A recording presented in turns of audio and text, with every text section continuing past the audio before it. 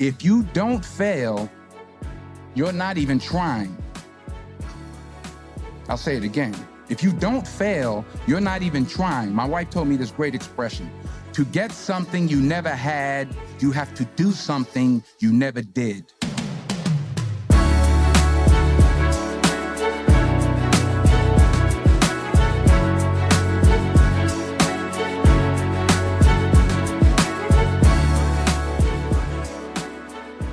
Yo, what's up, y'all? Welcome back to Black Excellence Daily. I'm your host, Sean Croxton. Thank you so much for tuning in. We've got the legendary actor Denzel Washington on the show today. Today, Denzel is going to be talking about failure. I love the quote. He says, if you're not failing, you're not even trying.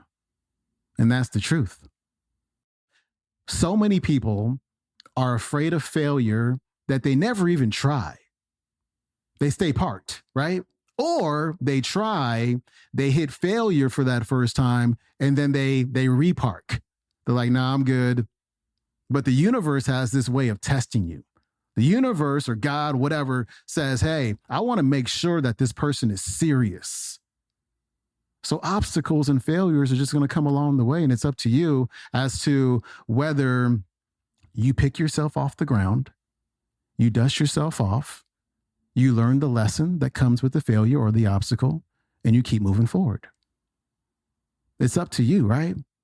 And also understanding and accepting the fact that failure is part of the process. That an airplane, let's say an airplane is going from LA to New York, the airplane is off course about 95% of the time. It's not going in a straight line. It's zigzagging its way there. It is correcting itself there. Goes off course, corrects, goes back on course. Goes off course, corrects, goes back on course. Goes off course. So it is course correcting. You have to look at your journey as a journey of course correction. But you can't correct anything if there's no failures along the way. If there's no missteps or errors along the way, there's no correction. You're just trying to go in one straight line, and that's just not life. It doesn't work that way.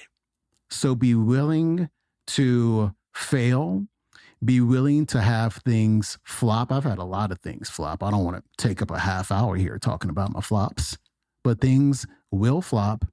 But again, it's up to you to keep showing up.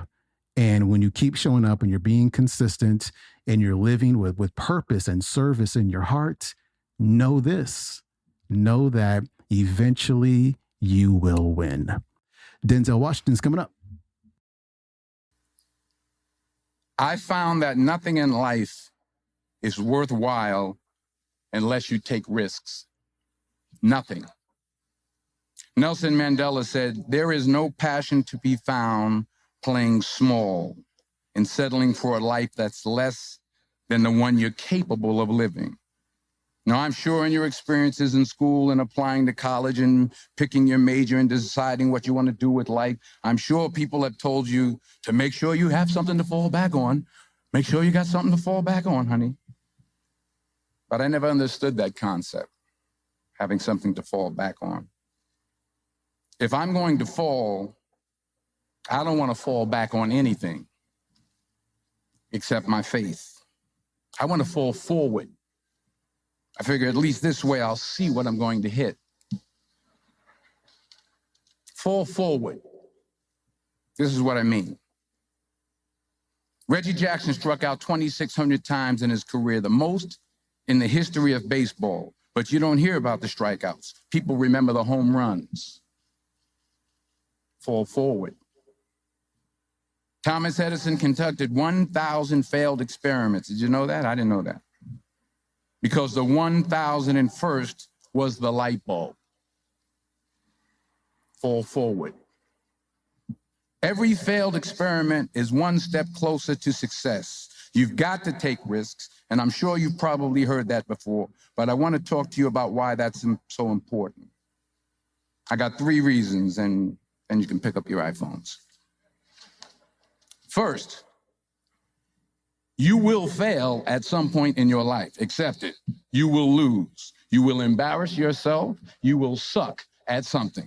There's no doubt about it.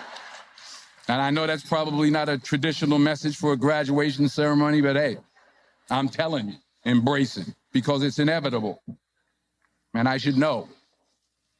In the acting business, you fail all the time. Early on in my career, I auditioned for a part in a Broadway musical. Perfect role for me, I thought, except for the fact that I can't sing. So I'm in the wings. I'm about to go on stage, but the guy in front of me, he's singing like Pavarotti. He's just, and he's just going on and on and on. And I'm just shrinking. I'm getting smaller and smaller. So they say, "Oh, thank you very much. Thank you very much. And you'll be hearing from us." So I come out with my little sheet music, and it was Just My Imagination by the Temptations. That's what I came up with. So I hand it to the accompanist, and she looks at it and looks at me and looks out at the director and was like, "Hi." So I start, I'm going to sing. I'm like, "It's just my imagination once again, and then coming away with me." And I'm not saying anything, so I'm thinking I'm getting better. So I just start getting into it. It was just my imagination. Running. This, thank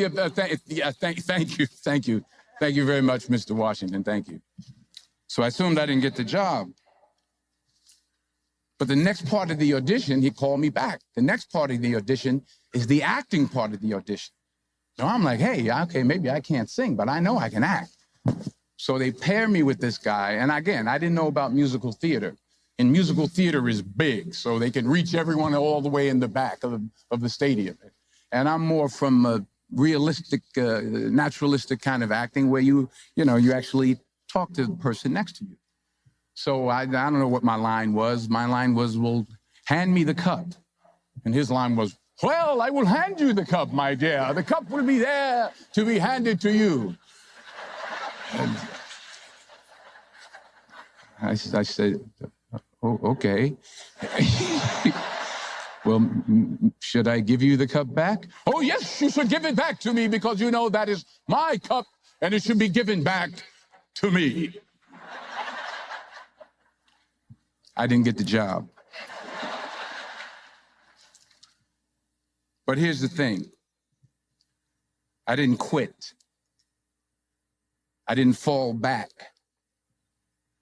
I walked out of there to prepare for the next audition and the next audition and the next audition.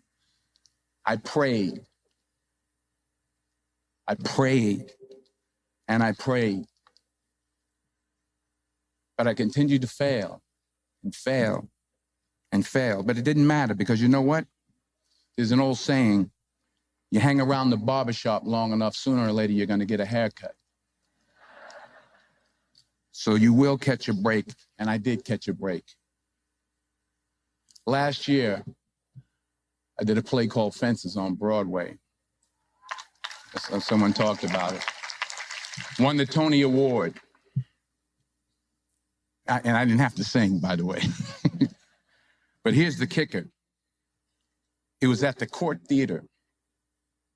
It was at the same theater that I failed that first audition 30 years prior. The point is, and I'll pick up the pace, the point is every graduate here today has the training and the talent to succeed. But do you have the guts to fail? Here's my second point about failure. If you don't fail, you're not even trying.